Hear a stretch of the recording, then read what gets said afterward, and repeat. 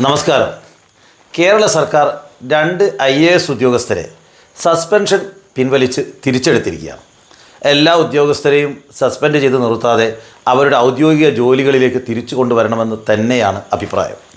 ഇന്ന് സസ്പെൻഷൻ പിൻവലിച്ച doctor B അശോകിൻ്റെ അദ്ദേഹം 2013 ഏപ്രിൽ 24 കേരള കൗമുദിയിൽ എഴുതിയ ഒരു ലേഖനം ഞാനൊന്ന് വായിക്കാം. മോഡി ശിവഗിരിയിൽ വന്നാലെന്താ? Doctor B Ashok, posted on Wednesday 24 April 2013. അതായത് ഉമ്മൻചാണ്ടി കേരളത്തിൻ്റെ മുഖ്യമന്ത്രി ആയിരിക്കുമ്പോഴാണ് ഡോക്ടർ ബി അശോക് ഈ ലേഖനം എഴുതിയിരിക്കുന്നത്. കാലാകാലങ്ങളിൽ കേരളത്തിൽ നമ്മൾ ചില അയിത്തങ്ങൾ സ്വയം പ്രഖ്യാപിക്കാറുണ്ട്. BJPയുടെ കേന്ദ്ര നേതാവും പാർലമെൻ്ററി ബോർഡ് അംഗവും ഗുജറാത്ത് മുഖ്യമന്ത്രിയുമായ നരേന്ദ്രമോദി ശിവഗിരിയിൽ വരുന്നതിൽ എന്ത് അപാകതയാണുള്ളത്?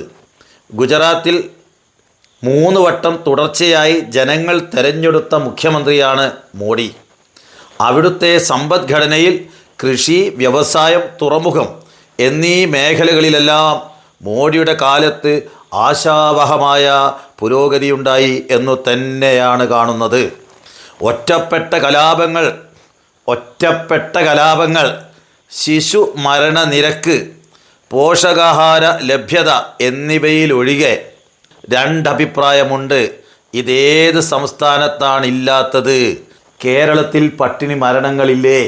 ബഹുമാനപ്പെട്ട ഡോക്ടർ ബി അശോക് കേരളത്തിൽ വടശ്ശേരി ദാമോദര മേനോൻ സതീശൻ അവർകൾ മുഖ്യമന്ത്രിയായ കേരള സർക്കാർ, കുഞ്ഞാലിക്കുട്ടി സാഹിബും ഷാജി സാഹിബും ഒക്കെ അടങ്ങുന്ന കേരള സർക്കാർ കഴിഞ്ഞ ദിവസം സസ്പെൻഷൻ പിൻവലിച്ച് സെക്രട്ടേറിയറ്റിൽ ഉന്നത തസ്തികയിൽ അവരോധിച്ച ഡോക്ടർ ബി അശോക് അവർകൾ 2013 ഇതേ ബഹുമാനപ്പെട്ട കുഞ്ഞാലിക്കുട്ടി സാഹിബ് വ്യവസായ മന്ത്രിയായിരിക്കെ, ശ്രീ ഉമ്മൻചാണ്ടി കേരളത്തിൻ്റെ മുഖ്യമന്ത്രിയായിരിക്കെ, വയനാട്ടിലെ വെറ്റിനറി യൂണിവേഴ്സിറ്റിയുടെ വൈസ് ചാൻസലർ ആയിരിക്കെ ഡോക്ടർ ബി അശോക് ഈ ലേഖനം എഴുതിയതിൻ്റെ പേരിൽ അന്ന് സസ്പെൻഡ് ചെയ്യുകയും അദ്ദേഹം സുപ്രീം കോടതിയിൽ പോയിട്ട് ഇതിനനുകൂലമായ വിധി വാങ്ങി അദ്ദേഹം തിരികെ ജോലിയിൽ കയറുകയും സർക്കാരിനെ കോടതിയിൽ പോയി പരാജയപ്പെടുത്തിക്കൊണ്ട് മോദി സ്തുതി നീതിപീഠത്തിന് മുമ്പാകെ ശരിയാണെന്ന് സ്ഥാപിച്ചെടുത്ത ഒരു മഹാമനസ്കനാണ് നമ്മുടെ പ്രിയപ്പെട്ട ഡോക്ടർ ബി അശോക്.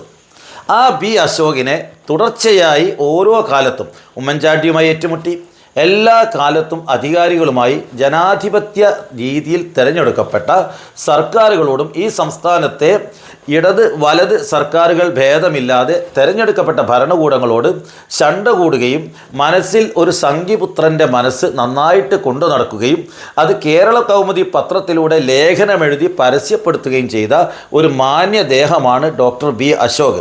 കഴിഞ്ഞ തവണ ശ്രീ പിണറായി വിജയൻ സസ്പെൻഡ് ചെയ്തു എന്നതുകൊണ്ട് അത് തെറ്റാണ് എന്ന് പറഞ്ഞുകൊണ്ടാണ് അദ്ദേഹത്തെ വീണ്ടും സെക്രട്ടേറിയറ്റിൽ ഉന്നത തസ്തികയിൽ അവരോധിച്ചിരിക്കുന്നത്. എനിക്ക് ബഹുമാനപ്പെട്ട കേരളത്തിലെ മുഖ്യമന്ത്രിയോട് പറയാനുള്ളത്, ഈ ബി അശോകിനെ 5 വർഷവും സസ്പെൻഡ് ചെയ്യാതെ ഉത്തരവാദിത്തപ്പെട്ട സ്ഥാനങ്ങളിൽ തന്നെ നിങ്ങൾ നിയമിക്കണം. അദ്ദേഹം വിരമിക്കുകയാണെങ്കിൽ വീണ്ടും തുടർ നിയമനം കൊടുത്തുകൊണ്ട് സംരക്ഷിക്കണമെന്നാണ് എനിക്ക് അഭ്യർത്ഥിക്കാനുള്ളത്. രണ്ടാമത് നിങ്ങൾ തിരികെ എടുത്തുള്ള ഒരാളുണ്ട്, ഡോക്ടർ പ്രശാന്ത്. ഈ പ്രശാന്ത് നേരത്തെ കോഴിക്കോട് ജില്ലാ കലക്ടറായിരുന്നു. ഇദ്ദേഹത്തെ നടപടിയെടുക്കണമെന്ന് ആവശ്യപ്പെട്ടത് ഇവിടുത്തെ ഇടതുപക്ഷ അല്ല, കോഴിക്കോട് പാർലമെൻറ്റ് അംഗമായ ശ്രീ MK രാഘവനാണ്.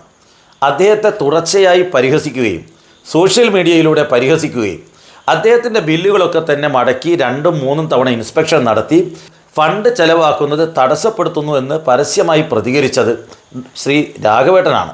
അപ്പോൾ ഇത്തരം ആളുകൾ ഇപ്പോൾ അതായത് തുടർച്ചയായി ഭരണാധികാരികളുമായി ഏറ്റുമുട്ട ഒരു സംവിധാനത്തിൽ പ്രവർത്തിക്കുന്ന സമയത്ത് ജനാധിപത്യ ഭരണകൂടങ്ങളെ മാനിക്കണം.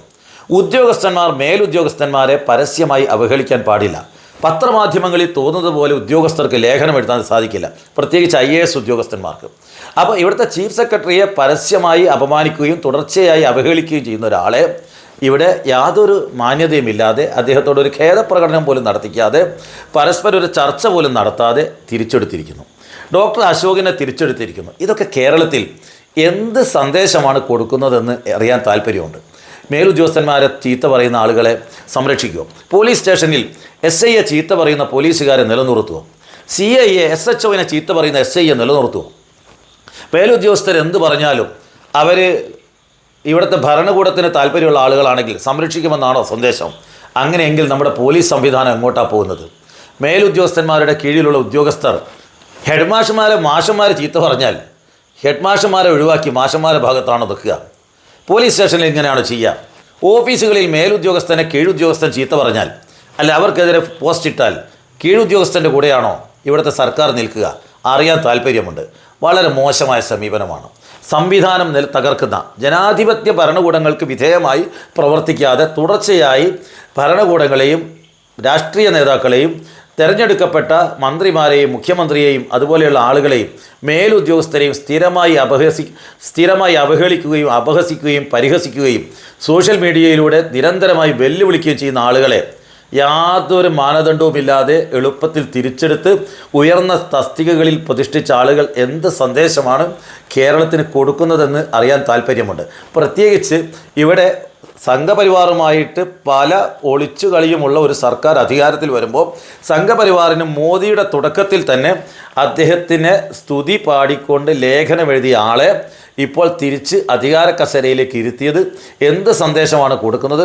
ഇദ്ദേഹമാണോ ഇനി കേന്ദ്ര ഗവൺമെൻറ്റുമായിട്ടുള്ള പാലമായി പ്രവർത്തിക്കാൻ പോകുന്നത് എന്നറിയാൻ താല്പര്യമുണ്ട്. പ്രത്യേകിച്ച് നമ്മുടെ ഉന്നത സർവകലാശാലകളിലൊക്കെ വൈസ് ചാൻസലറെയും സെനറ്റ് അംഗങ്ങളെയും ഒക്കെ സംഘിയായ ഗവർണർ തോന്നുന്നത് പോലെ നിയമിക്കുമ്പോൾ ഈ ഗവൺമെൻറ്റിന് മിണ്ടാട്ടമില്ലാത്തതൊക്കെ കാണുമ്പോൾ പലതും തോന്നിപ്പോകുന്നു. ജനങ്ങൾ തീരുമാനിക്കട്ടെ. നന്ദി, നമസ്കാരം.